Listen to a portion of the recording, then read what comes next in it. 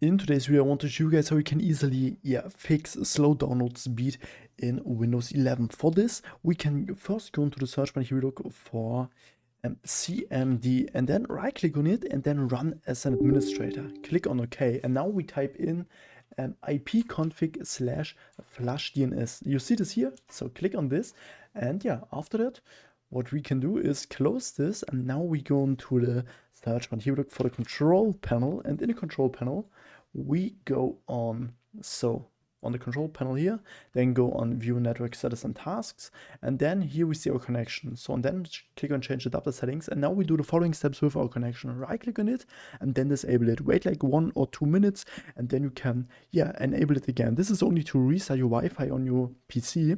This is also sometimes really helpful, and you also can do this with your Wi-Fi router to reset your whole Wi-Fi. And then go on properties. Now we click on client for Microsoft networks, go on configure here, click on yes.